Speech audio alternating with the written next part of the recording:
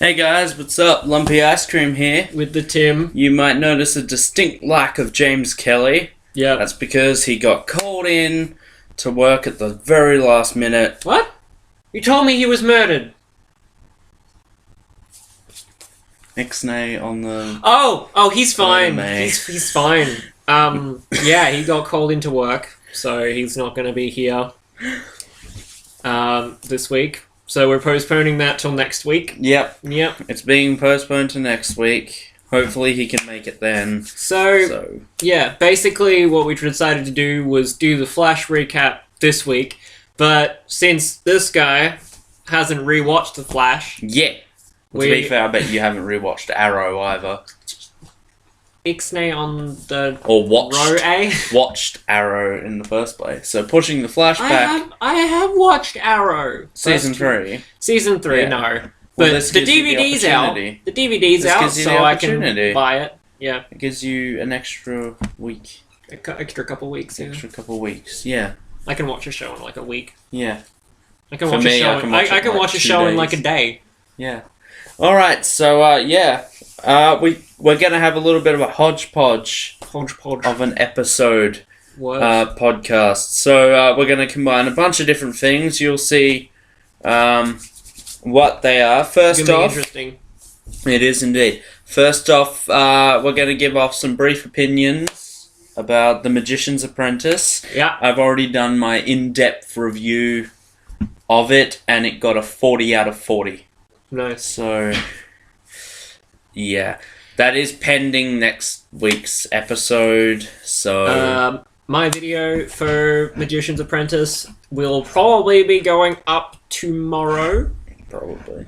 Because I haven't had the chance to rewatch the episode, and I always like to watch things twice before I can actually form a proper opinion.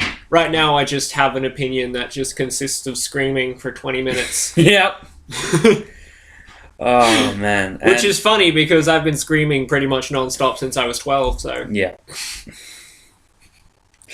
And the reaction video is getting a lot of views. Yeah, thank you guys for that. Thank you very much, guys, for liking, commenting. I thought, this is a reaction, it'll get a few more views, but I was not expecting... That couple thousand. For about 3,000 something now. It's 3,000 at the moment, yes. That's just phenomenal. And that's in, 3 days. Yeah. And so by the time we get around to Which Is Familiar reaction, we'll have, I don't know... A few. 7,000. Probably. We're getting 1,000 a day, hopefully. Yeah. That could slow. That's just really great. The fact that we've gotten this much is just fantastic. And hopefully people are checking out our solo channels as well. Yeah, definitely. From what I can tell, not really.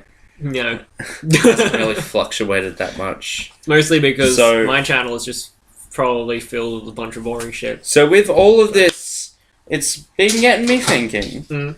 And with a lot of the comments saying that group reactions are always better. Now, the plan before was 6 of the episodes would be reacted to on this channel. 6 on my solo channel, just me. Would you be open to reacting to all of them, considering... If I can, yes. Yeah. I will definitely. Considering... if it's if it's getting that much, then yeah. And the general consensus seems to be it's the group reaction that's getting a lot of people to notice it. Yeah, I love attention, so... I think we both do. Everyone does, and if you don't, you're lying. Yeah. So, for me, I've watched Magician's Apprentice 4 times. You've obviously only seen it once. Yep. So, what were your opinions of the story, just based off this first viewing?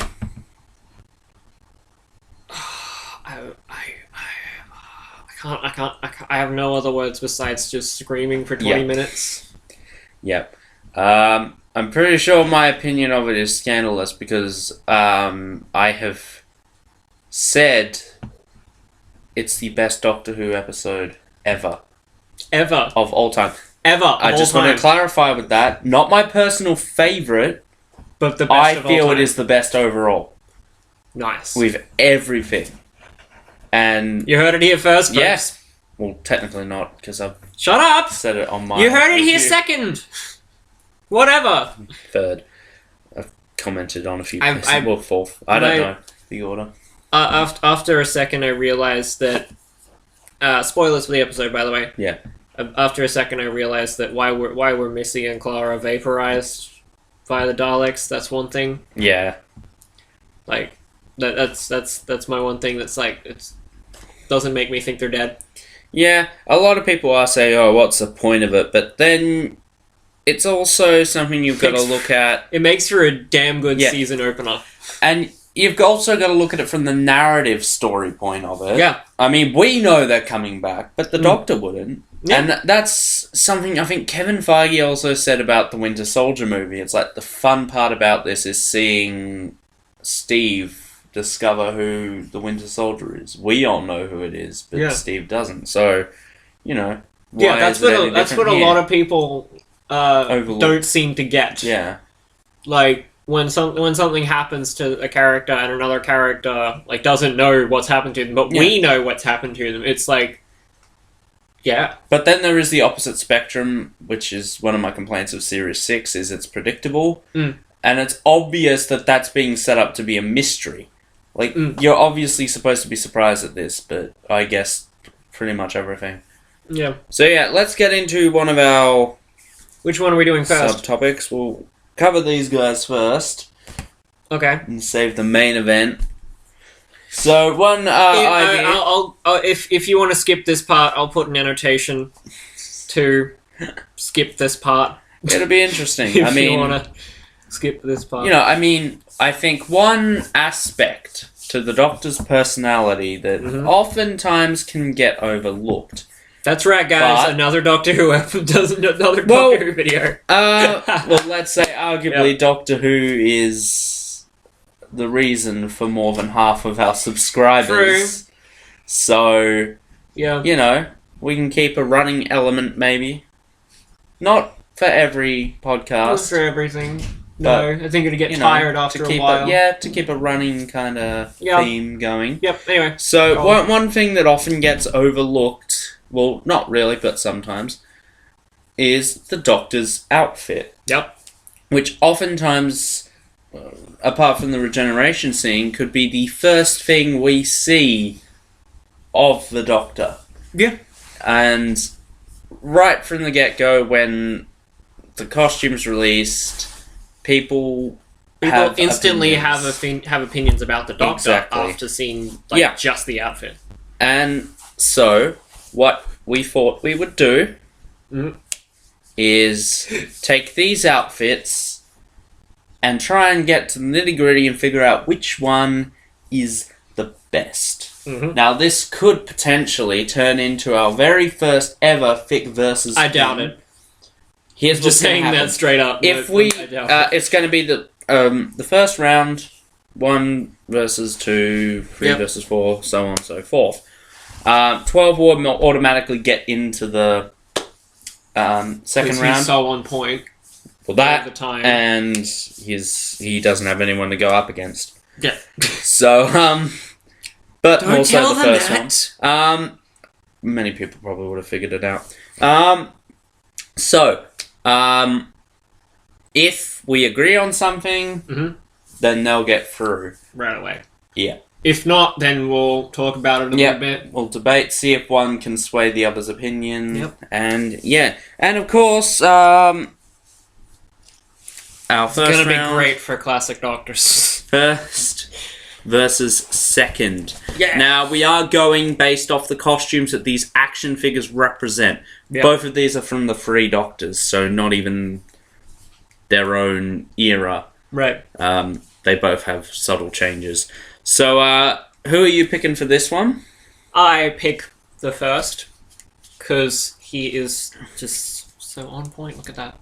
Look at this guy. Okay, so the first Doctor's attire is very Edwardian. Yep. It's very much so. Subtle changes from what would consider to be his main outfit. The loop tie, I guess. I don't know what to call that. Yep. That's dark blue on his own costume. as opposed to being black here. No one can tell. His episodes were in black and white, doesn't matter. A few people can tell. Shut up.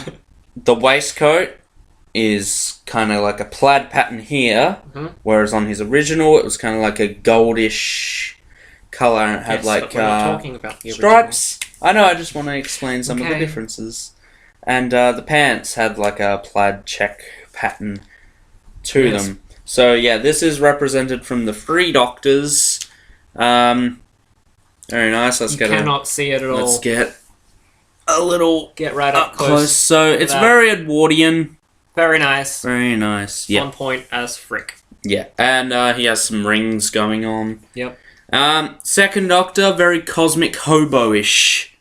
What everyone, Cosmic hobo. Yeah, cosmic hobo. Everyone refers to it. Everyone? As that costume, pretty much. That's pretty much the first time I've ever heard it called. None of his costume really fits. His pants are really high up, and the jacket is extremely large. His bow tie is all crooked and everything. I think what makes this better than Hartnell's outfit. Hartnell's outfit, like I said, feels very Edwardian.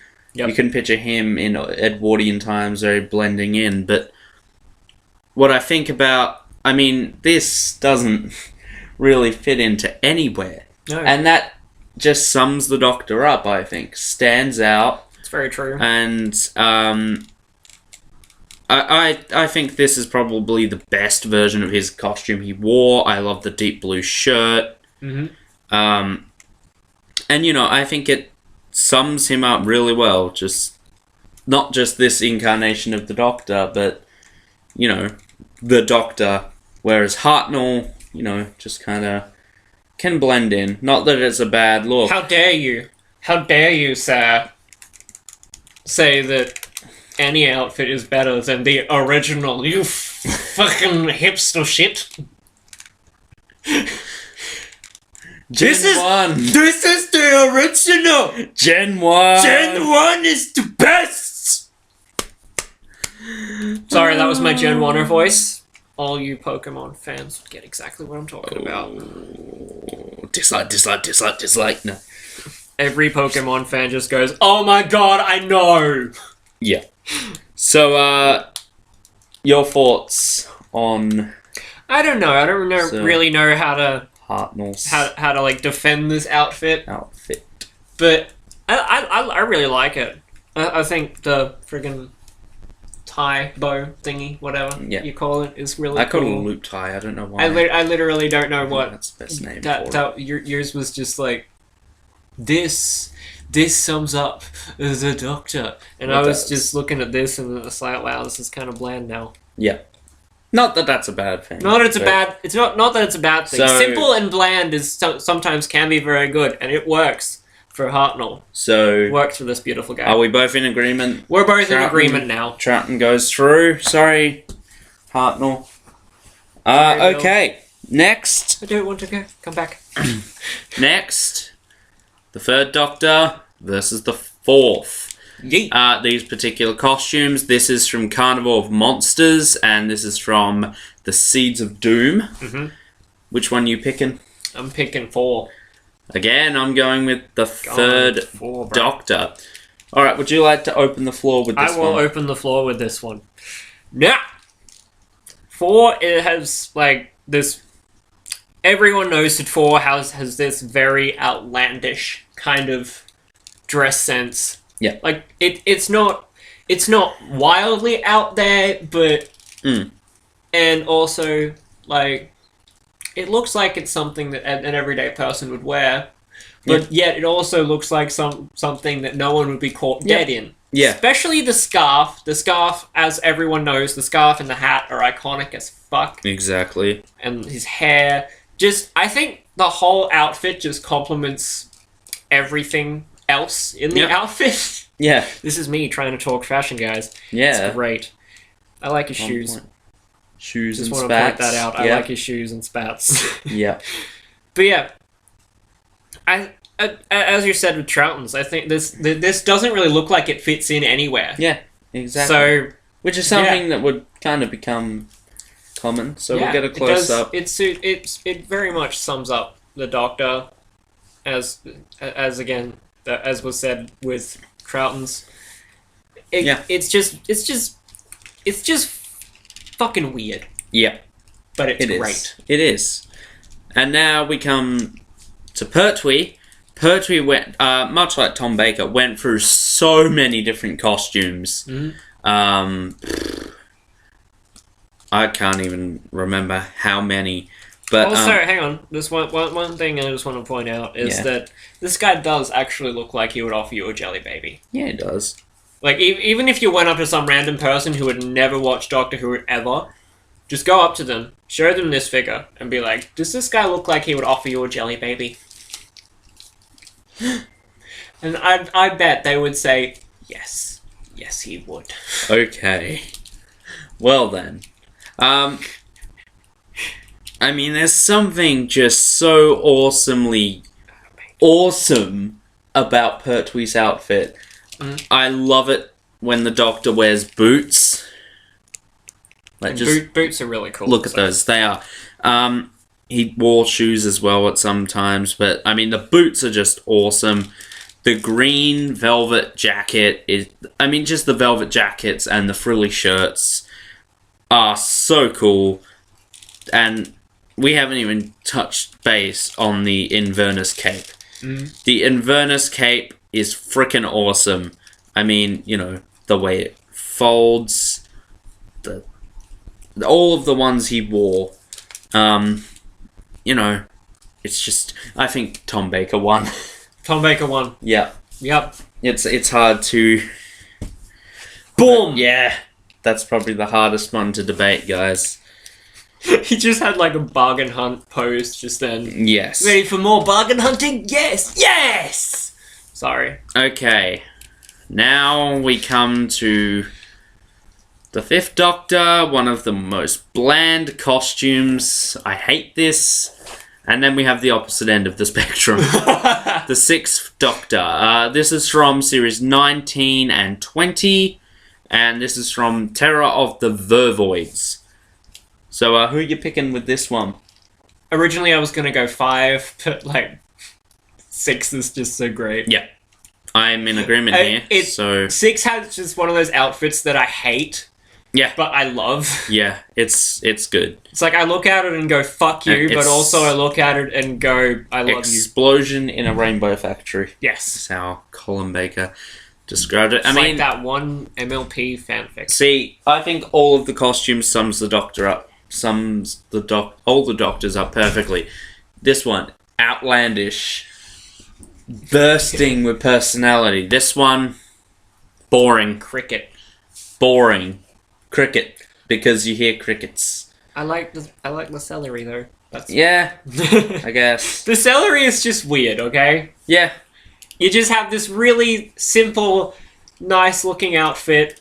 Just looks like something you Although wear it is out. given an explanation as to why it's there. Yeah, but like it's just this very simple, everyday looking outfit. Yeah. And then it's just got a celery there. And like, my favourite thing about it is the jacket, but even then... He doesn't wear it that often, does he? Well, he does. He wears it, like, all the time. Right, never mind. But, what was I thinking of? Well, not all the time, but, yeah. But it's just, you know, it's bland and a boring bland doesn't really have much outfit. going for Whereas this, I mean, it's just so out there. It's just got so much. Yeah. I mean, I love his blue outfit that he has in some, like... There's so much blue in cover art and stuff like that. If you've seen that, you'd know what I'm talking about. Yeah. When like it's got so much blue. Yeah. All right, moving on to the 7th Doctor versus the 8th Doctor. Yeah. This, of course, being from season 26, and this being from the TV movie. Of course. Now, I think the best version of the 7th Doctor's outfit is in the TV movie. Yep. I mean, I just love the waistcoat. But it is hard to argue the iconicness of this outfit. Yeah. And then the Night of the Doctor outfit is, you know, so much better than this. So Not that this is bad, because I think this still beats this. Have they released a Night of the Doctor figure for 8 yet? No. They fucking need to, man. I'm going to make a custom but then I'm really afraid of them announcing one. Because that's like a customizer's worst fear, is when you embark. Because I've set it out. I've planned everything that I would need to do in order to make the custom, and it's a lot of work. Mm-hmm.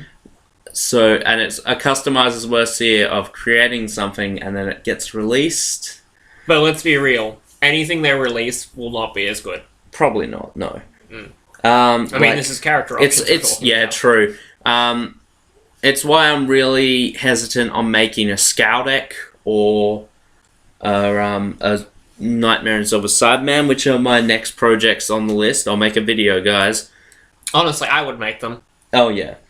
Because, again, it's character options. It's kind of like SH Figure Arts. Except figure arts are good. I want to make, all these customs, but then I'm really afraid of them getting released. Mm. So, oh well. Which, I'm in a massive state of depression because I actually investigated on SH Figure Arts and all the Dragon Ball Z ones. Fuck, they are expensive.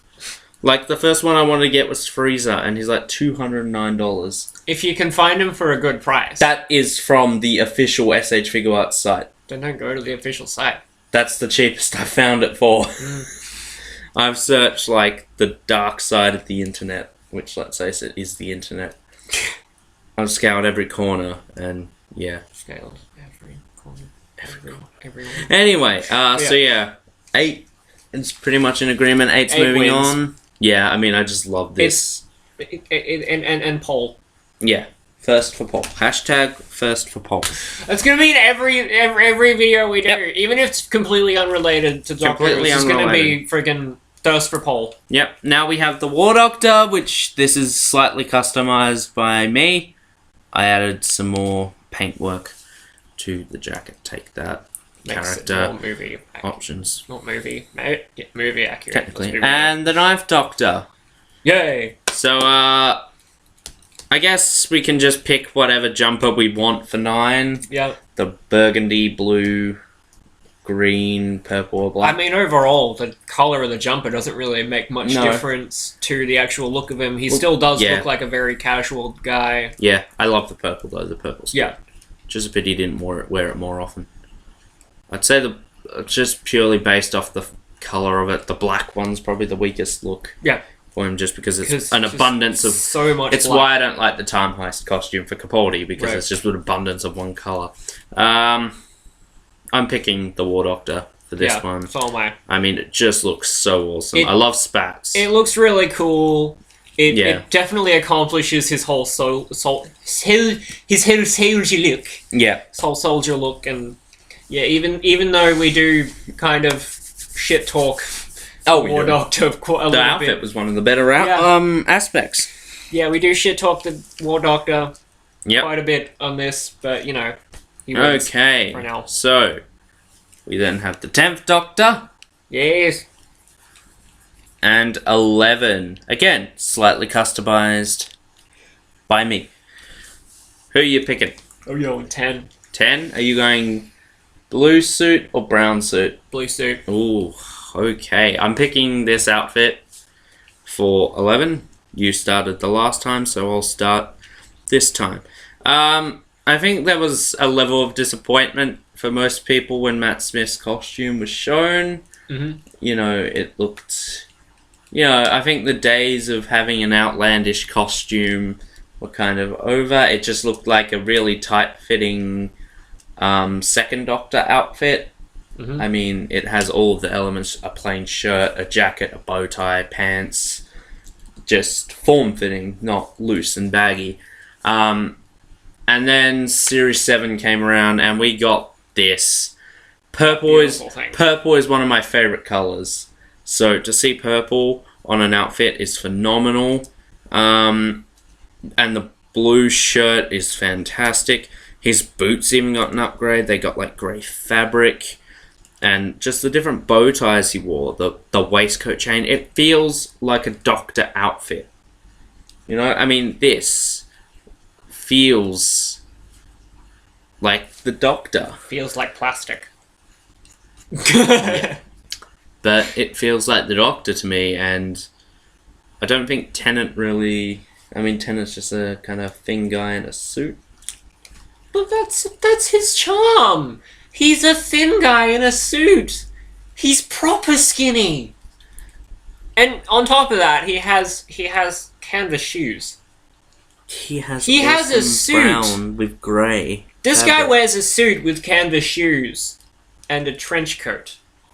And the reason I chose the blue suit as opposed to the brown suit is the brown suit with the brown jacket, just so much brown. So much brown. Yeah. And like sometimes I like an abundance of one color, like when a character is described by that color, like in Power Rangers, how costumes are actually their color. Yeah. So that the overabundance of that color makes sense. But look at this guy.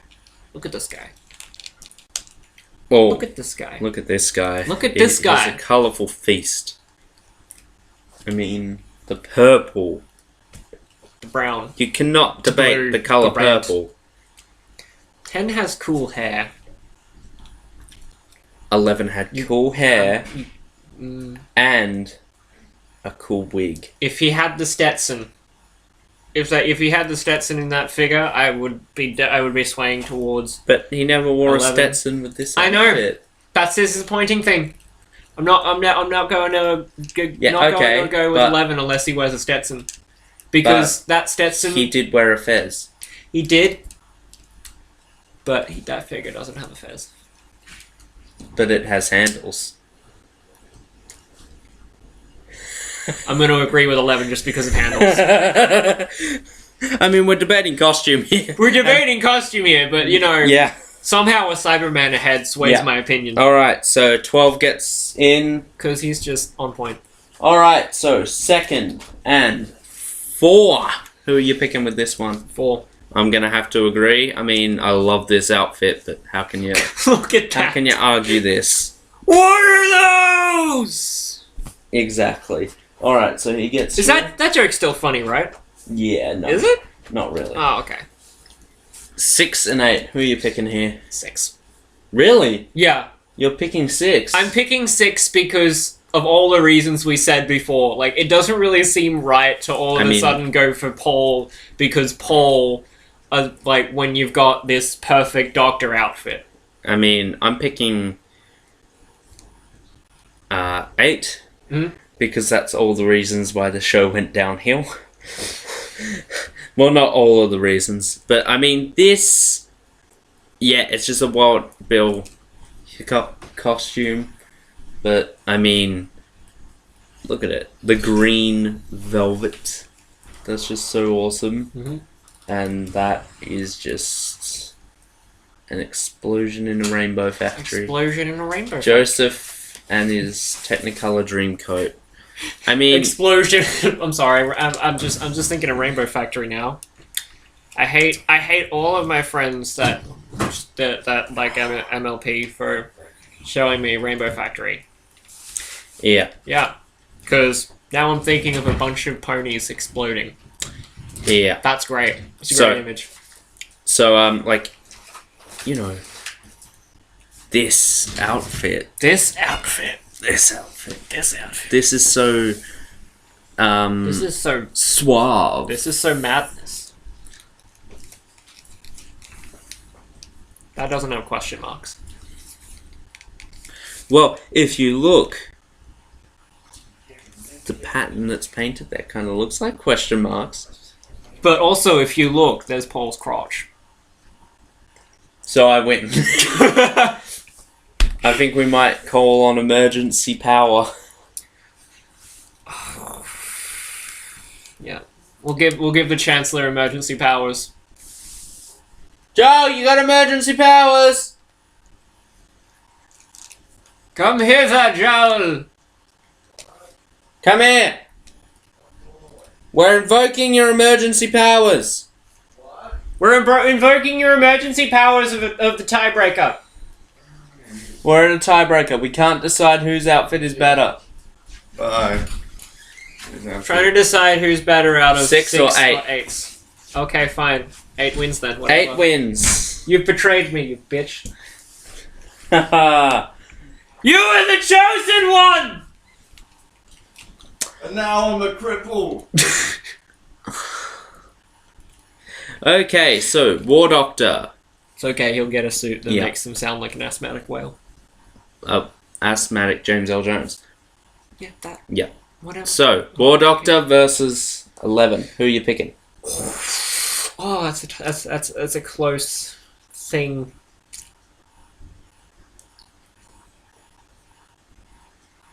Oh my god. I know, this is hard. This is probably the hardest decision.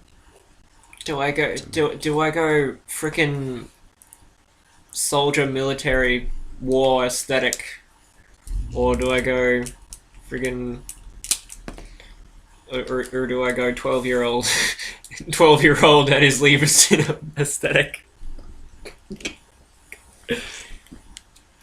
No more! No more! I don't know. No, do it. Just leave it there for a second. I want to just look at these with these heads for a second. I can't remember what head swap looks awesome. War Doctor actually looks pretty cool. I think that actually, if I swap out the 8th Doctor's head, and I think put this on, it looks stupid. I'm not going to use that word. No, there's a head swap that looks really awesome. It's not this one though. No. Give me 11's head.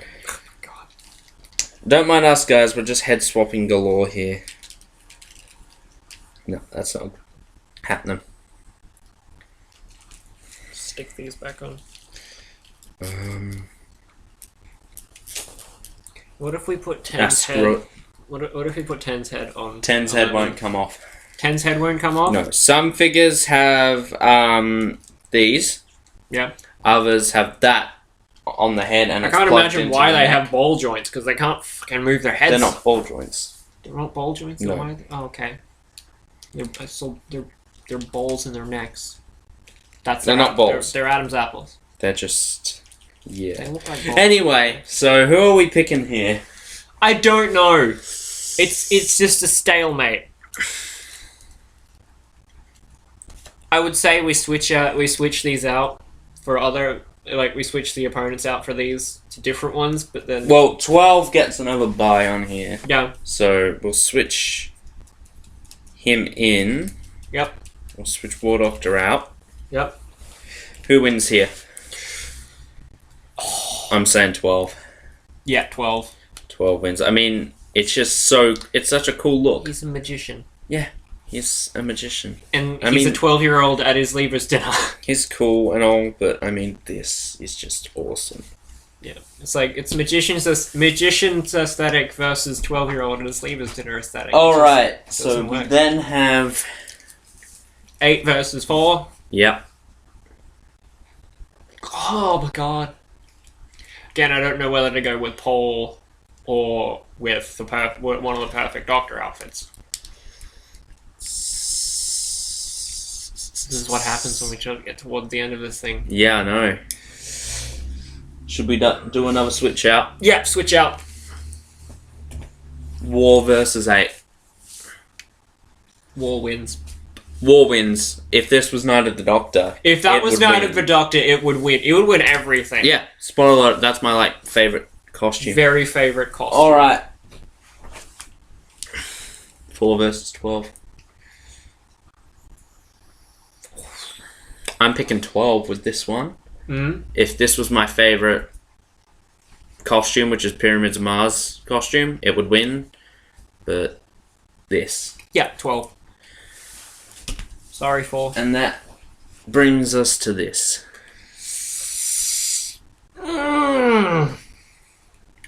12 of War. Ah. You know what? I feel like we've said too much about War and not enough about 12 to actually compare them. Yeah, true. So, I'm picking the War Doctor with this one. I mean, I think the outfit just looks so cool. This one is good in its own right. Yeah. But the War Doctor's outfit just... yeah. It just sums up everything that he is. It has everything I like in a Doctor outfit. Yeah. Despite the fact I don't like the Doctor. So yeah, there you go, guys. That took an unexpected twist. Yeah.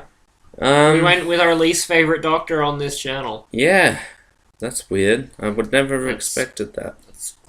And then, diving back in, who do you think out of all of them has the worst? God, worst outfit. Right, picking 5. Yeah. Yeah. Alright. Their leg goes out. That's Yeah, their legs go out. Their legs go out? Yeah. What? Mind blown. That brings us... Going to the second thing. To a second thing. It was your idea, so... Yep. What we're going to do is we have a hat. We have a hat and a mug here. The mug is filled with kids' TV shows. And the hat is filled with film genres. What we're going to do is we're going to take a show.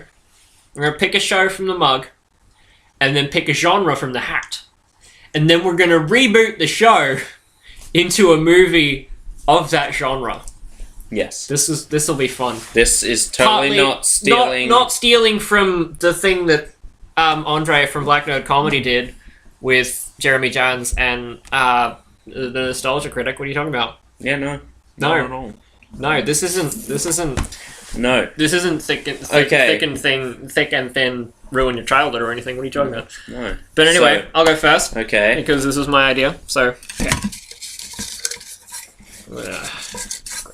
Grab that gem. This one. What is it? Okay. Oh, God. The Magic School Bus. Oh, God. Okay, and I'm going to reboot it into... Oh, this is going to be fun. An action movie. I can picture Okay. Should I draw mine now so I can at least think? No. Okay. We don't get time to to think. This is just off the top of our heads. The top.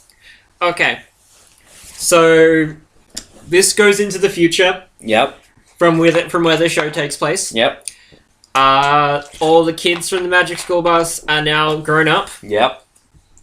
And Miss Frizzle, that's her name, right? Miss Frizzle? I think so, probably. Miss Frizzle. I haven't seen that show in years. So, yeah, Miss Frizzle comes back. Miss School Bus. That's what she is. The teacher from the Magic School She married the school bus. She's now Mrs. School Bus. Yes. The school bus is a living creature, and she married the school bus. So now, yes. She went a bit cuckoo. So Mrs. School Bus. From all the magic. Yeah. On the bus. Yeah. The school bus now has a human form. Which is married to Miss Frizzle. And played by Arnold Schwarzenegger. And so they have to go find all the kids from their class and go on some mystical action adventure thing that involves them running from the government because the government wants the technology in the school bus because they think it's the technological school bus as opposed to the magic school bus. So the whole movie is basically them running from the government, and Miss Frizzle and the school bus tracking down all the kids. And it's obviously directed by Michael Bay. Yeah, obviously. And then at the end, friggin' the ginger kid and the Asian girl get together. Oh yeah. Yep. That's it. There we go. What's the title? The title is The Magic School Bus School's Out. There we go. Alright. Oh, it's fun. It's my turn now. Okay, this will be good. My show. In the Night Garden. And it's being turned into...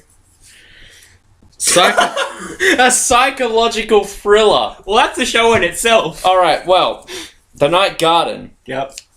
is actually an institute for the insane. Yep. And that's it. No. It deals with all of the insane people who actually think they're toys on a kid's show. But as it goes along, it turns out the insane asylum is actually the imagination. They are actually things in a kid's cartoon show. Whoa. Of course, this is directed by M. Night Shyamalan. Of course, yeah. Who else could direct it in the Night Garden movie? and with that twist. So these people have to comprehend that they're actually in a children's show. And it's called In the Night Garden, or is it?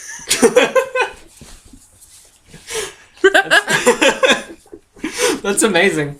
All of these need to happen now. Okay. I'm gonna pick my second show. Yu-Gi-Oh! Oh, good God! I have to... And then it's going to be rebooted into... a heist movie. Oh my god. Okay. Heist movie, okay. Okay.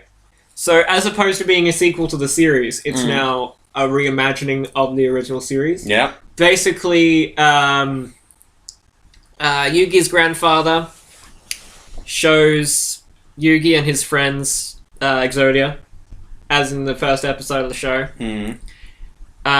He then goes on to explain... he showed them Blue Eyes. Yeah. Didn't show them Exodia. That's right. Blue Eyes. So he shows them Blue Eyes. Yeah. And tells them that it's the most powerful card in all of Duel Monsters, as in pure Grandpa fashion. Yeah. Kaiba then comes in with all his goons. Yep. As he does. Proceeds to proceeds to buy it. Yep. Or doesn't buy it. Offers Grandpa money. And he's like, no, this is my most treasured possession in the history of always. So they all leave, and then they come back late. They come back the next morning to find that Blue Eyes has been stolen. So, and then the next week on TV, they find out that Kaiba has acquired another Blue Eyes. Ooh. Yugi is very...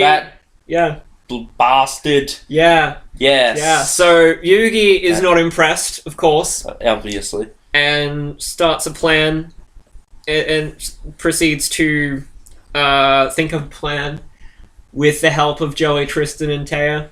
Yep. To infiltrate Kaiba Corp and steal back the Blue Eyes. Awesome. Basically, Yugi... Joey's the muscle. Yep. Obviously. Yugi is the main character, of course, so Obviously. he's like an everyman. And played by Tom Cruise. Played by Tom Cruise, yes. Yeah. Joey is played by Brad Pitt. Of course. With some CGI touch-ups to make him look like a teenager. They've all got CGI touch-ups to make them look like teenagers. Yep. Tristan is now played by John Travolta. Yep. Obviously. Yep. Who else? Obviously. Who else? Taya is played by Carmen Electra. Who else? Yep. And Grandpa is played by John Hurt. Kaiba is also... No, he's played by an actual teenager who's using CG touch-ups to make him look older. Kaiba is played by Jeff Bridges. Of course. Yeah. Who else could play Kaiba? Yeah. So, they all break into Kaiba Corp and steal the Blue Eyes back, and it all culminates into friggin' Joey challenging Kaiba to a game of Duel Monsters. Oh yeah. Who plays Blue Eyes? Christopher Walken? No. Blue Eyes is voiced by Jeff Goldblum. Yes. So Joey challenges Kaiba to a game of Duel Monsters, just to distract him while Yugi takes the Blue Eyes back. Yeah. And then toward the end of the duel... Blue Eyes, Jeff Goldblum. Yeah. Toward the end of the duel, it seems like Joey's going to lose. But then Yugi drops from the ceiling, hands Joey the Blue Eyes, and Joey's like, yo, what up? And wins. Wrecks shit. Yeah. And then they all go home, and it's happily ever after. Or is it? Because at the end, someone turns up with the Red Eyes Black Dragon. Oh. And Kaiba sees it. Kaiba sees the Red Eyes Black Dragon, and you just see the hint of a smile come up on his face, and then it cuts to black. Bloody hell. And the credits roll. Bloody hell. Yeah. I want that. And it's called Yu-Gi-Oh! Into Kyber Corp. Awesome. Alright, let's get this... No! Yu-Gi-Oh! The Blue Eyes Heist. Awesome. Mine is... Thundercats. I feel like you should take this one. Oh my god, I will take this. I will take it. Well, should I draw another one? And that's yours. I'll take Thundercats next turn.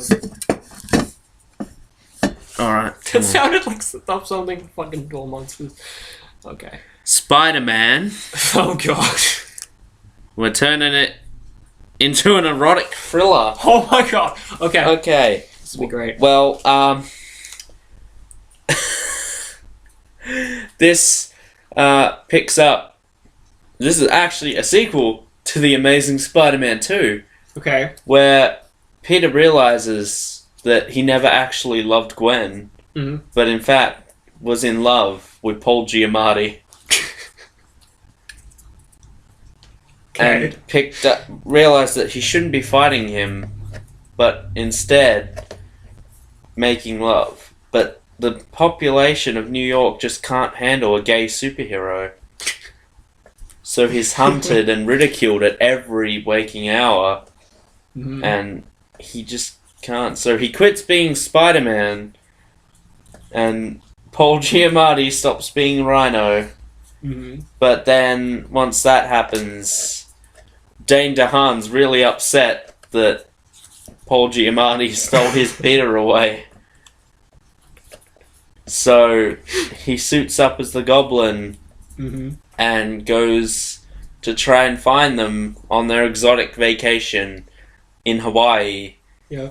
And shit goes down in Hawaii, and Paul Giamatti's killed. And it's at this point Spider-Man realizes that he can't love anyone ever again, because he'll put them in harm's way. So he bloody leaves the universe and goes over to Marvel. This is to live a happy life as a teenager. Yep. And that's the movie. What's it called? It's called The Amazing Spider-Man Enter Rhino. And considering it's an erotic thriller, that's a great title. Exactly. So there you go. Enter Rhino. Bloody brilliant. Marvel. I'm on the phone. Hi. Okay. Brilliant. So bloody awesome, mate. I got Thundercats. He's got Thundercats. And I'm going to reboot it into... If it's horror, I'm going to be upset. A courtroom drama. A courtroom drama.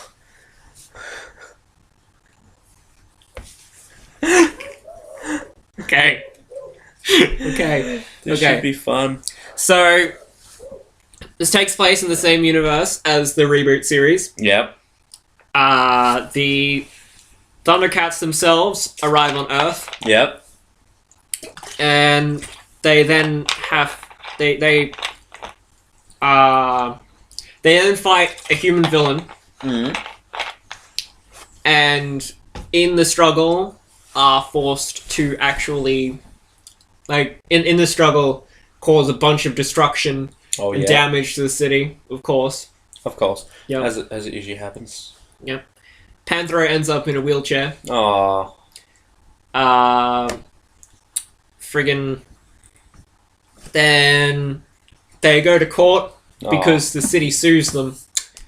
Bloody so city. they have to prove that they were justified in destroying half the fucking city. You've taken the plot of Civil War here. No. Yeah. So they have to go to court to prove that they were justified in destroying half the city to defeat that guy. And then at the end, friggin' something happens. And it flash forwards to 25 years later. Kit and Kat are lawyers now. Yep. And Lion-O's gone off the edge. He's now addicted to heroin. Sounds about right. Chitara's a stripper, of course. Yeah. As you usually do. Washed up Thundercats are. Yep. And then Mum-Ra comes back and sues some Thundercats for defeating him for so long. Yep. That sounds fair. I don't know. Yeah. This kind of escaped me toward the end there. It's called Thundercats go to court. Okay, Thundercourt. Thundercourt, yes. Alright, mine is Teletubbies. And we're turning it into a bloody spy film. Okay. Bloody spies. Alright, well, this basically starts off with the Teletubbies. And they're spying on people. That's it. I don't know what you... No.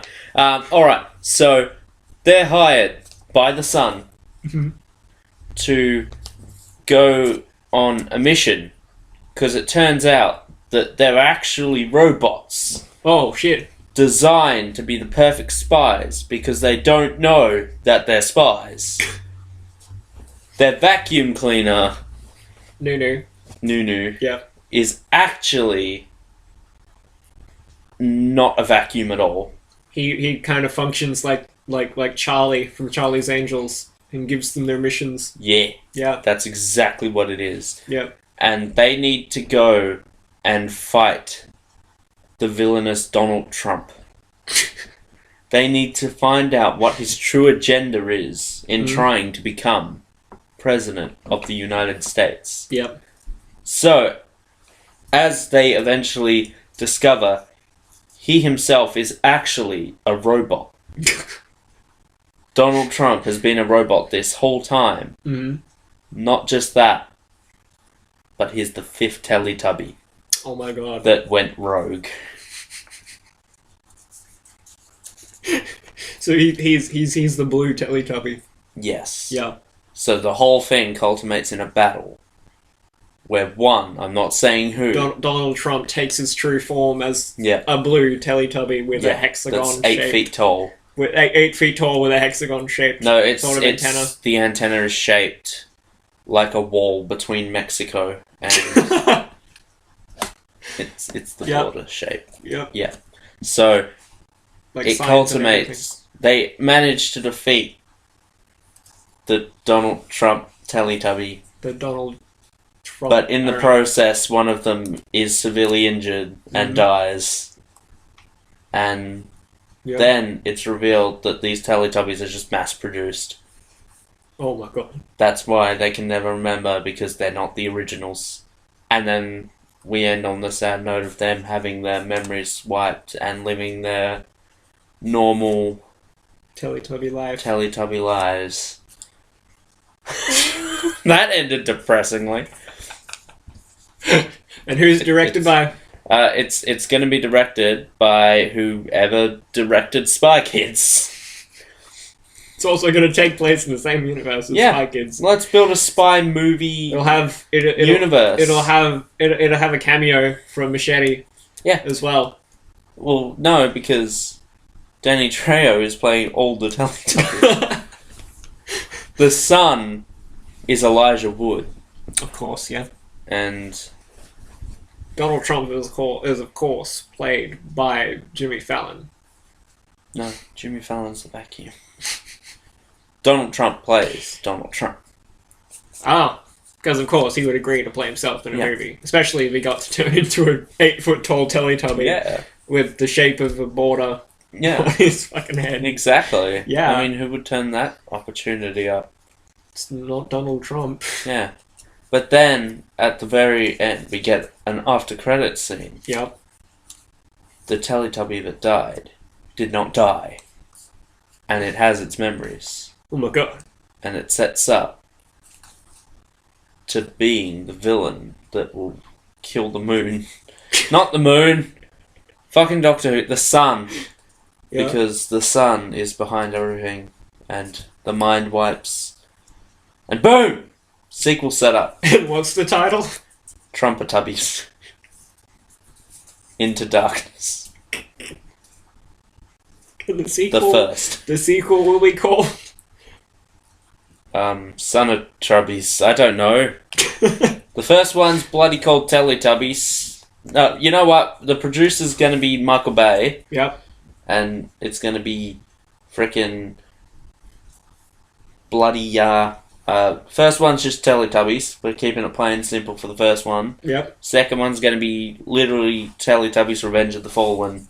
because it's the fallen Teletubby. Yep. Then Dark of the Sun. Does that make sense? Then we're going to have a fourth one, but no one's going to see it. Mark Wahlberg will be bought in for that one.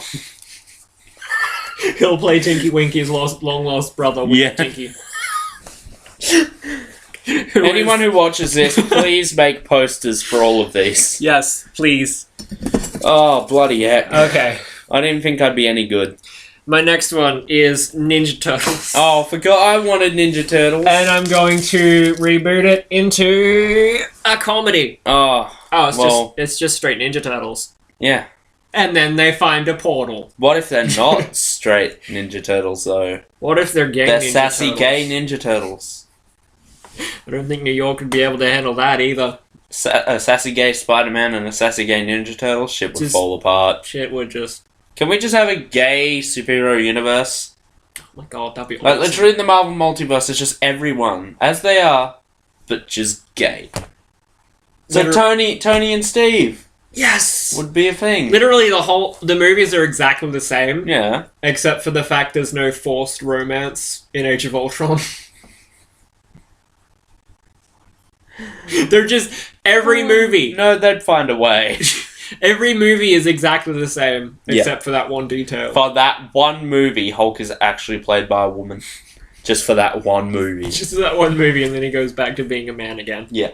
Anyway, I don't know how to reboot Ninja Turtles into a comedy. Yeah, no. But it's an R-rated comedy. Yep.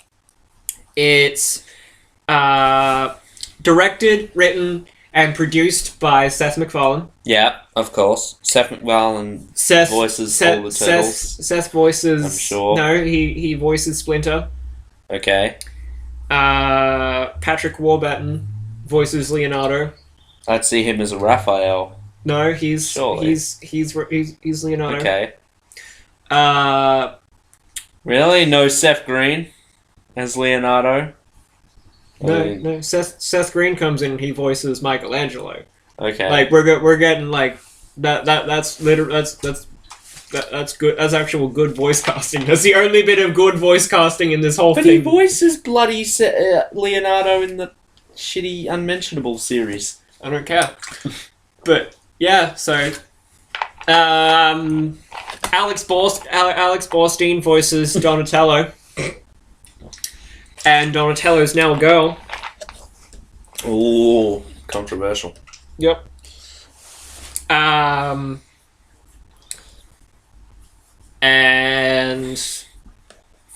Mila Kunis voices Raphael.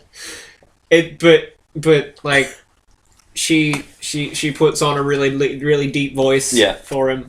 Well, who's Shredder? And Shredder is played by Mark Wahlberg. Mark Wahlberg, yes. Awesome. And Shredder takes the form of a toy rat. A toy rat that has been brought to life by Shredder as a child. You mean Splinter? Splinter as a child, yes. What? No, Splinter. Yeah, Splinter. Yes, yeah. Splinter is a toy rat. Toy rat that was brought to life by Shredder as a child. Yep. And Shredder basically taught him everything he knew. Okay. And then after a court case to prove that he's human, Splinter basically broke off and became a ninja master and found 4 turtle toys and brought them to life and turned them into ninjas. I'm getting the vibe of this as a Christmas movie. Yes. Christmas comedy. Yes. It's rated R. Yes, this is indeed an R-rated Christmas comedy. I think first of its kind. First of its kind, yes. And I'm sure it's not. April and Casey are played by Chris Pratt and Sandra Bullock. Okay. That's respectively. Yep. So Chris Pratt plays April and Sandra Bullock plays Casey. There's April's still a girl and Casey's still a guy. They're just played by Chris Pratt and Sandra Bullock. Oh my god. So, yeah, that happens, and then at the end, Shredder is brutally murdered by the Turtles, as originally in the comics. Okay. And it's called Ninja Turtles in Vegas. Does it take place in Vegas at all? No, it does not. Okay. Brilliantly misleading title. Everyone goes to see it just because they think it's going to take place in Vegas. Okay. Mine is Powerpuff Girls. Oh my god. And it's going to be a science fiction film. Okay, go on. Alright, well, they time travel, meet Samurai Jack. And Samurai Jack's basically trying to kill them and trying to fight them to the death. But because he thinks they're yokai, obviously. Yeah, but they can't do anything because, as predicted by many fans, he's a distant relative of the professor. Mm. And if they kill him, they cease to exist. Okay, yeah, go on. And so, it's this question of, what do we do? He's hunting us down, but we can't do anything back because sci-fi.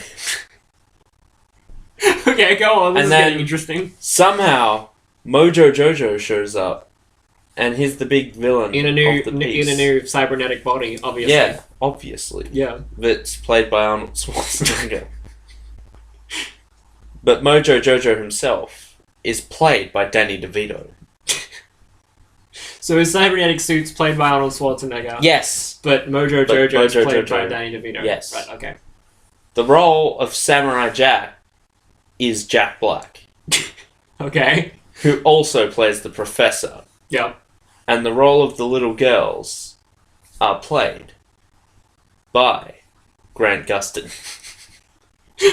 I was gonna suggest the casting for the girls be Ariana Grande, friggin' Miley Cyrus, and fucking Nicki Minaj. Don't you ruin my ruined film. No. I'm adding to it, okay? Okay. Yeah.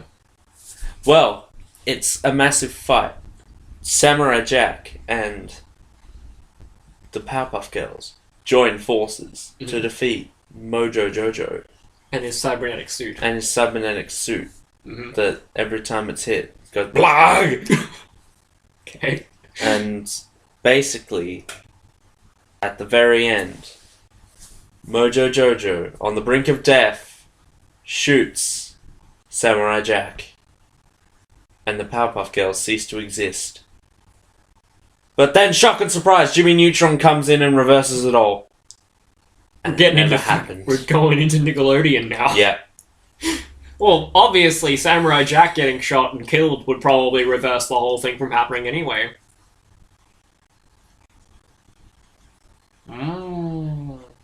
Because if Samurai Jack were to die, then no, wait. That's how Jimmy Neutron comes in. Alright. Massive big plot hole, and then Jimmy Neutron can just come in. Yeah. So Jimmy Neutron kills Mojo Jojo. Yep. Before that happens. Mm-hmm. But then Jimmy Neutron is sealed off from his own world. No. And that's how the movie ends. And then the sequel follows the Powerpuff Girls, Jimmy Neutron, and Samurai Jack attempting to get Jimmy back into his universe. And then the way that comes about is boom, and we get Fairy Odd Parents. And there's a subtle bubbling romance between Jimmy and Bubbles. Yes. Obviously. But then he has to go.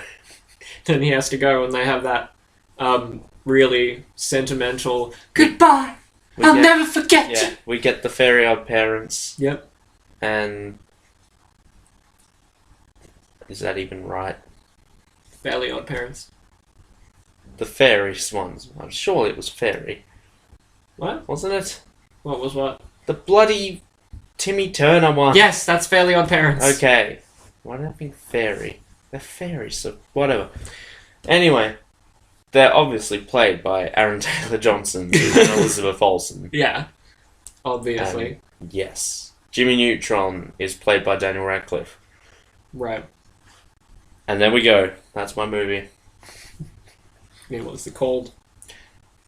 Powerpuff Girls Just Add Time.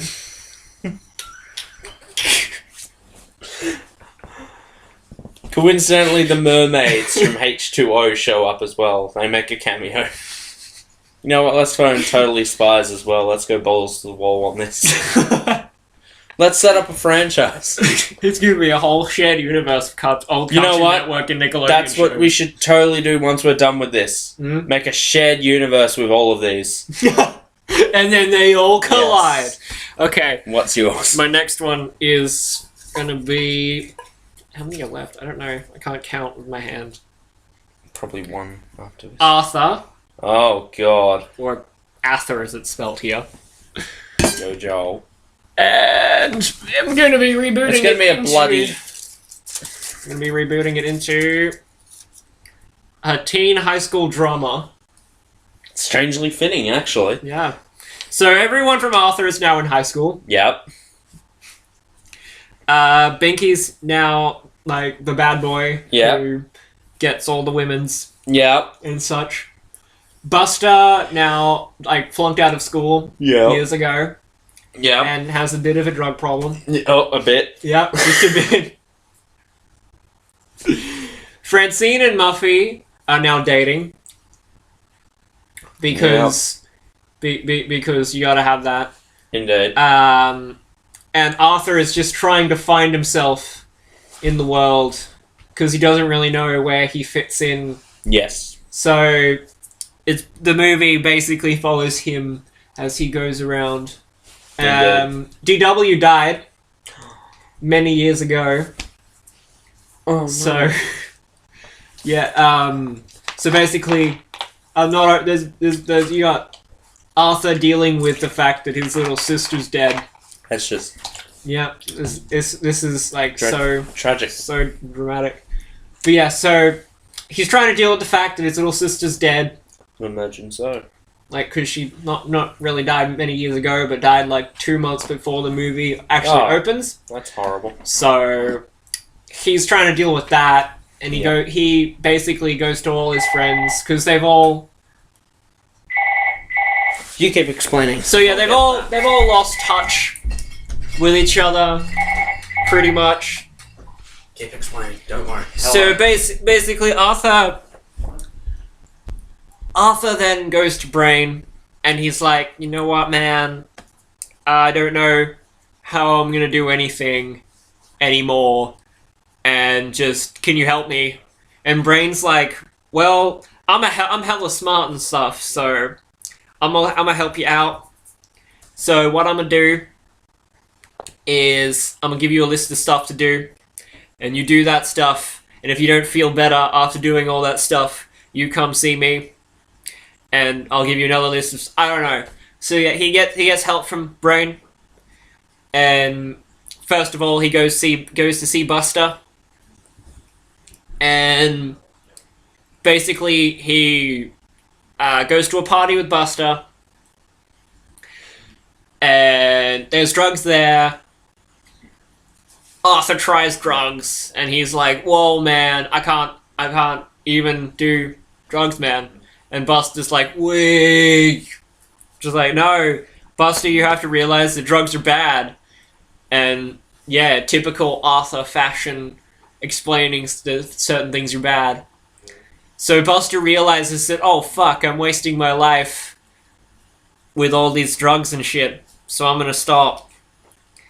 And yeah, so that happens. Buster gets off drugs. Arthur checks the next thing on his list, which is to go help Binky with his stuff. So he goes to Binky and teaches him to be an actual non-self-describing nice guy. And then goes to Muffy and Francine. There's pretty much nothing wrong with them. They're completely fine. So basically going to them, he helps him out with some romantic stuff. And then at the end of the movie, Arthur just walks home. He's very depressed. He still doesn't know what to do with himself at all. So he goes home, walks in the door, lights turn on, all his friends are there, and they're like, "What up, bro? You know, you helped us out with this stuff, so we're gonna help you out with this stuff." And the movie ends with Arthur realizing that he's really good at helping people, and so he resolves to become a guidance counselor for kids at the local elementary school, which he used to go to. So, yeah, Arthur becomes the guidance counselor at Elwood? Yeah, Elwood, I think. Elwood Elementary. And helps kids out with their stuff. And finally, he's able to move on from DW's death. And, yeah. It all ends on a happy note. Yeah. Yeah. And yeah. And then they find a portal. No.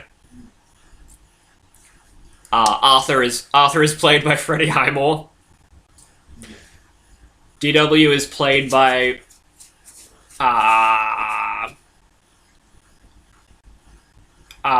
Chloe Moretz. Yep. Brain is played by Nicholas Hoult. All the makeup for them to turn into animals, for the characters to be animals, is practical effects. So they're all wearing makeup to be the animals. Francine is played by Kristen Stewart, and Muffy is played by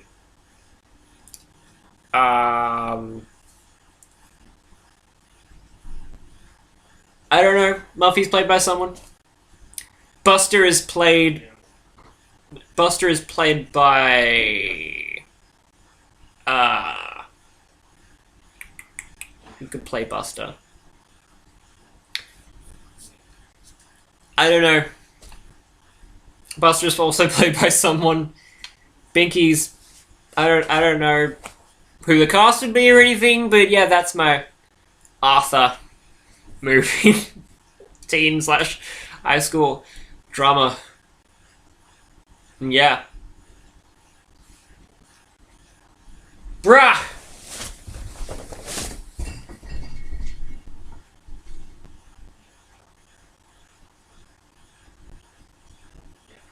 Oh, nice.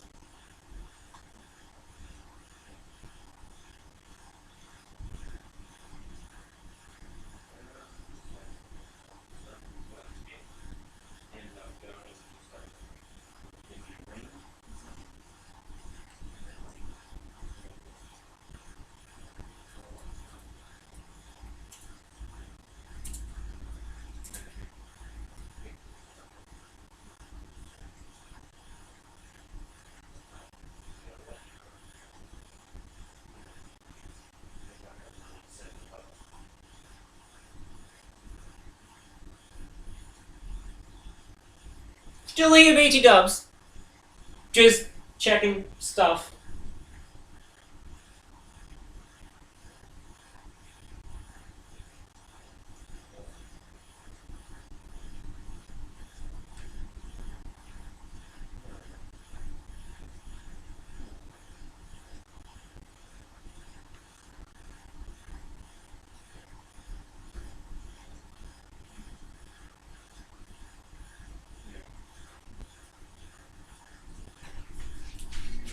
Bruh, I'm done. I don't have anything else to say.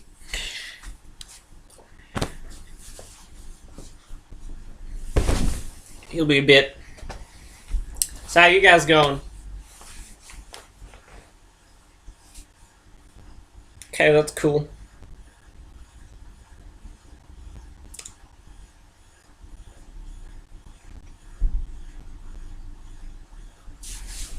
Where's that hat gone?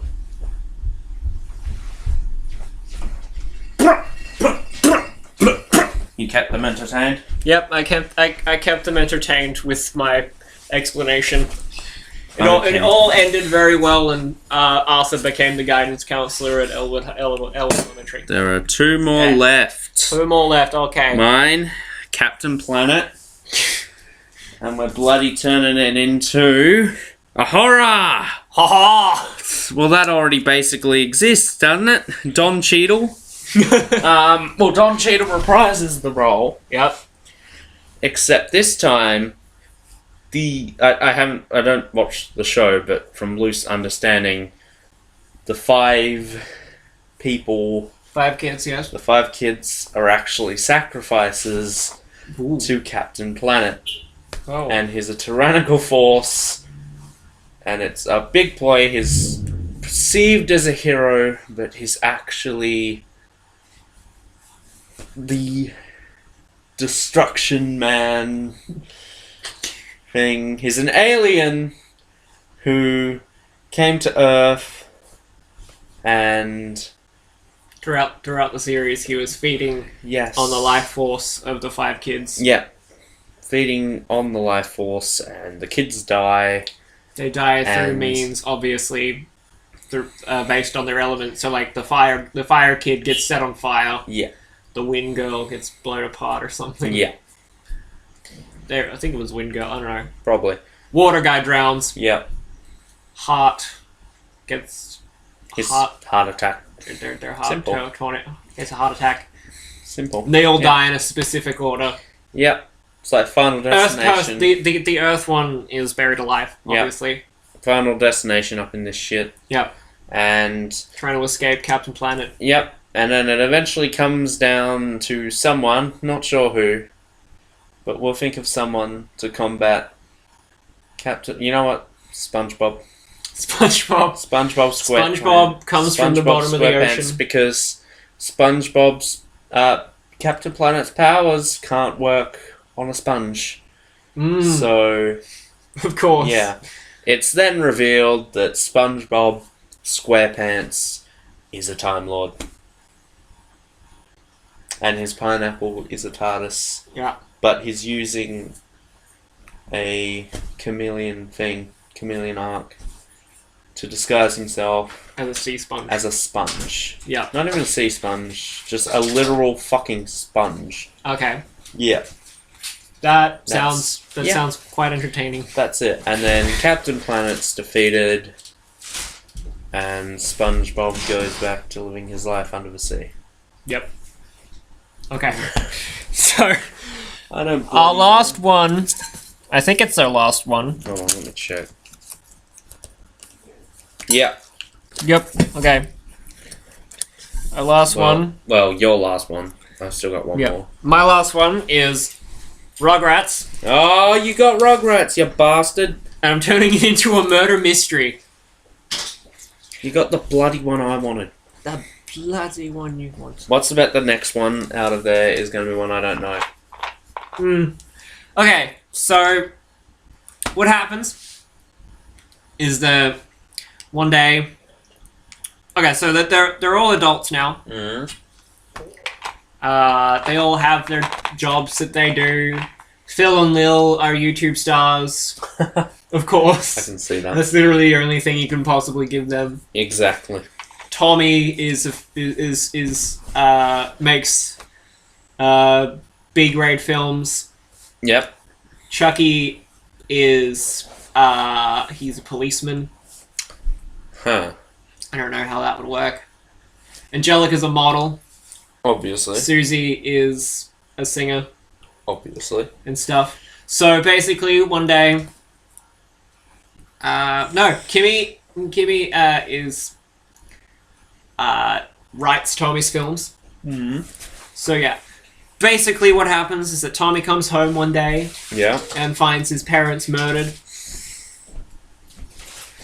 He doesn't live with them. He comes home to them to visit one day and finds them murdered in the kitchen. Oh no. So he enlists the help of Chucky as a police detective to find who killed them. So the movie basically revolves around Tommy, Kimmy, and Chucky going around the country questioning everyone, questioning all their friends to find out who killed Tommy's parents. Oh yeah. Along the way, they meet up with Dill, who is a survival expert now. He's like Bear Grylls, but ginger. Wow. So Dill joins the group. They go around, and then eventually they find out that Tommy's parents' deaths are part of a bigger scheme. And so they find the murderer, blah blah blah, but not before a couple people die as well. Obviously. In the final struggle against the murderer. No, wait. Susie's parents are killed. Angelica's killed. Oh no. Phil and Lil are very nearly killed. But the final struggle takes place at Phil and Lil's house. And the murderer is defeated by Dill breaking a bottle and stabbing it into their neck. They bleed out. They're dead. I don't know who the murderer is. Okay. But yeah. That's anticlimactic. But the murderer is Arnold from Hey Arnold. Because he's now in a cult. Wouldn't you kind of be able to tell? It's like, who's that with the football-shaped head? Shut up! He got plastic surgery. He got plastic surgery. It must be Stewie Griffin. He got plastic surgery in high school. Anyway. But no, wait, I'm not done. Okay. At the end of the movie, Tommy finally proposes to Kimmy. They get married. Yeah. And Chuck is their best man. Obviously. Blah blah blah. And then it's post-credit scene that reveals that maybe the killings haven't stopped. Ooh. All right. Well. Tommy is of course played by Aaron Taylor Johnson. Yeah. Well. Kimmy's played by Jamie Chung. Chucky is played by. Chucky's played by Bruce Willis. My final one. Yep. I'm not gonna say it. All I'm gonna do is just do this. So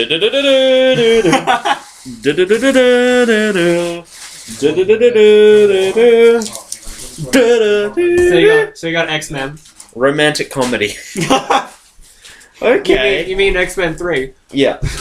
Well, this is going to be a sequel. Yep. To Days of Future Past. Professor X is in a deep and intimate relationship with his wheelchair. Thought you were going to say Magneto. No. Magneto wants to love Charles, but Charles just can't get over his wheelchair. It's the most comfiest experience he's ever had on his rear.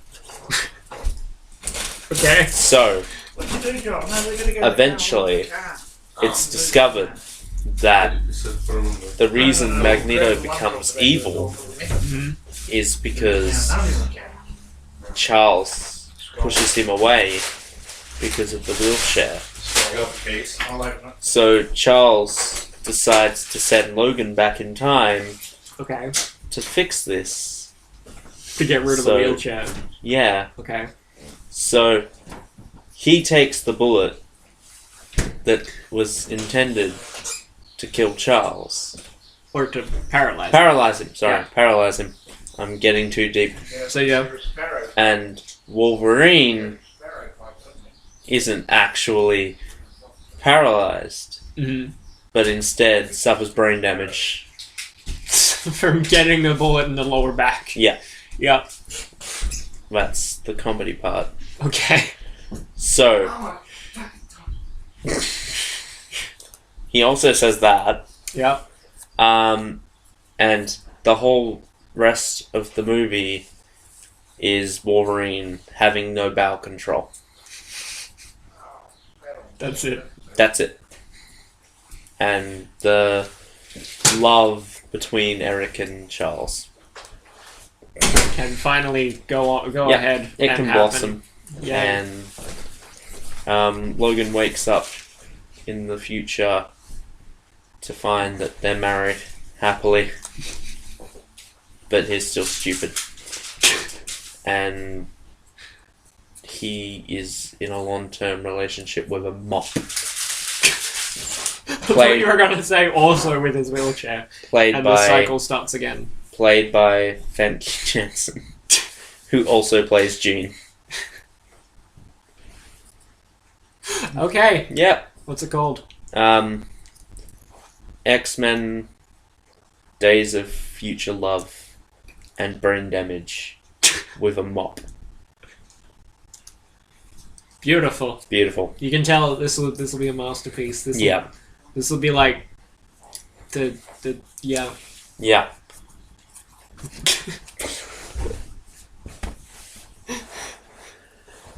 Oh, Nelly. That was amazing. That was interesting. That was really interesting. Should we try and make the super mega big mashup of all of the things we have here? Yes. Okay. Yes. Okay. Quick, grab all the things. Grab all the things. Stop all the presses. Okay. You dropped one. No. Come back. You dropped. What did you drop? It's alright. You just dropped comedy. So what are we gonna do? Well, let's see. Hold on. Are we gonna let's pick out all of the genres. Pick out the genres, right? Yep. Okay. I've only got one actual show.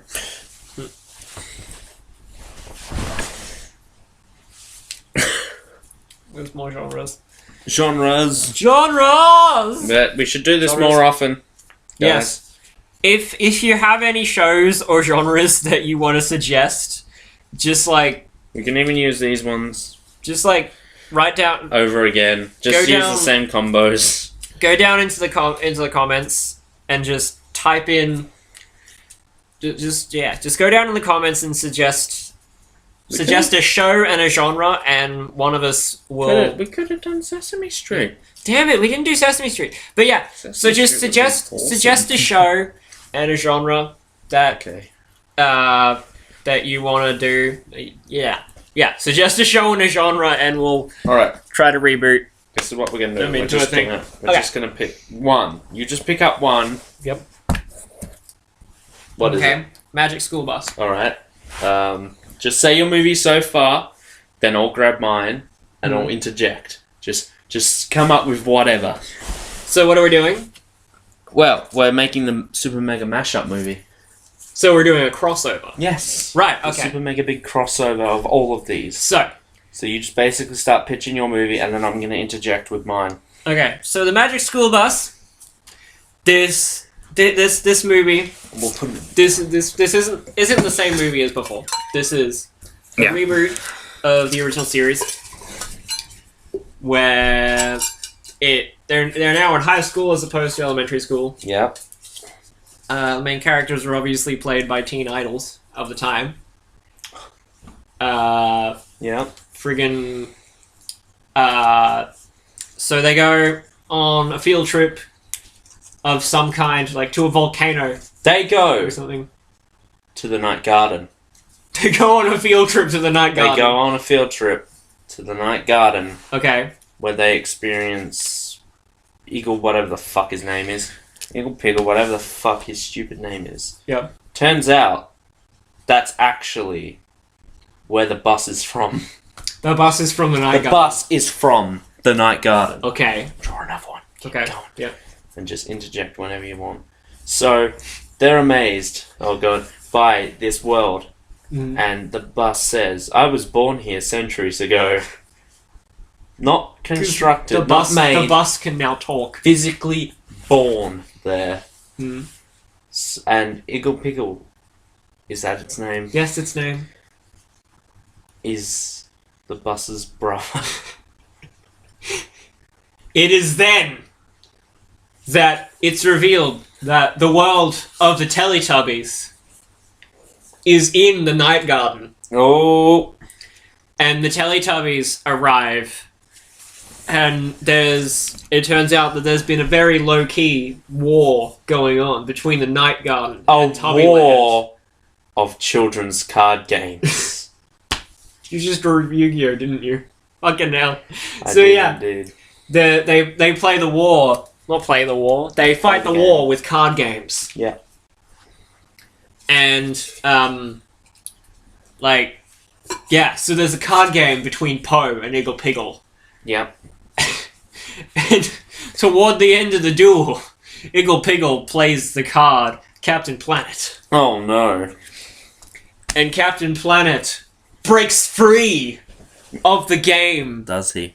And becomes a physical being in the real world. Oh and no. Then the Magic School Bus kids, the in the Night Garden inhabitants and the Teletubbies have to fight Captain Planet. But along the way, Captain Planet takes control of the Ninky Nonk and the Pinky Ponk. Oh no. So, Captain Planet now has a little toy train and Toy Blimp working for him.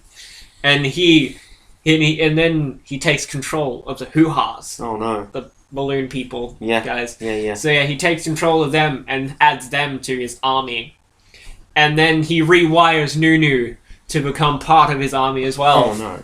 But then the school bus makes a return trip to Earth to summon help. Who else would help but So the X-Men. Fucking X-Men. So the X-Men join. The X-Men join. And they fight. They do their best that they can, but many fall. It is then, from outer space, fall the Thundercats. The Thundercats? Yes. What are they doing here? They are here to help destroy Captain Planet once and for all. And there is a fight. There is a battle between Lion-O and freaking Captain Planet. And just as Lion-O is about to strike the final blow with the Eye of Thundera to Captain Planet, he is interrupted by Spider-Man! By Spider-Man! Spider-Man comes in and says, "Whoa, wait there, chap. I think I'll take this fella." And so he starts beating him up. Spider-Man's getting the upper hand. He's winning, but oh shit. Wait. He's not Andrew Garfield, so he's utterly useless. He is, in fact, Tobey Maguire, and Captain Planet turns him into a fucking tree. Done. That's how the Sam Raimi trilogy ended. Okay. So Spider-Man's a tree now. So Spider-Man's a tree, and then Captain Planet opens a hole in the fabric of space-time. Does he? And summons to his side the Powerpuff Girls. Yes. So they team up with Captain Planet. So you have Captain Planet, the Powerpuff Girls, the Hoo-Ha's, the Ninky Nonk and the Pinky Ponk versus the Thundercats, the Teletubbies, the X-Men. And the X-Men. But wait, that portal also brings forth the Ninja Turtles, who fight on the side of the Teletubbies. Of course. It's a gruesome battle. Many of the Powerpuff Girls are slain. Two of them. Yep. Yeah. And then it turns out that it's all a dream the Rugrats play out with their toys.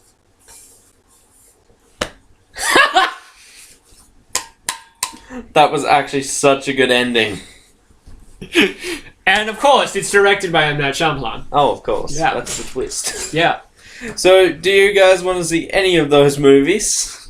I know. No one wants to see. I want to see all of those movies. I kind of want to see the Rugrats one. I want to see the In the Night Garden one. I don't know. I think that was a highlight. You didn't hear my Arthur one, but I think that was pretty freaking cool. It. Yeah. Yeah. So yeah, guys, this is something we might do with every podcast. You know, not every, but when we're out of ideas, we'll certainly be doing this. No, we didn't bring in Arthur. But never mind, we don't have to bring in Arthur. Well, Arthur's playing with the Rugrats. Yeah. There we go. Because the Rugrats grew up with Arthur. Yes. Obviously. There we go, guys. Let's just put those back in the cup of destiny. Covered in noodle seasoning. So yeah, if you want to see more of that, suggest a show and a genre down below in the comments. Yeah, guys. It'll be awesome. It'll be absolutely and then, amazing. We'll see you guys on bloody... What is it? Sunday. Yep. For The Witch's Familiar. Phoenix Fire at this stage is returning for that. Yay. And then we'll bloody get James Kelly up next week. For the childhood movies, childhood movies, finally, yes. And if that can't happen, then, you know, that's going to be sad. Yeah. We'll have to get someone else in. That's bloody about it. We'll update you guys on whether or not we're going to be doing all the Doctor Who reactions over here. Yep. It's something we're obviously considering because we're glory hogs. Yep. So, and group reactions are better. And attention. Yep. Mostly attention. No, guys. So yeah, be sure to watch our channels and our solo channels and such. Solo channels, all those channels. Go check those out. Links in the description. And yeah. We'll see you guys Sunday for the reaction to The Witch's Familiar. I hope it's great. Yep. I hope it's splendid. But yeah, we'll see. Until then, guys, thanks for watching. Take care. See ya. And bye.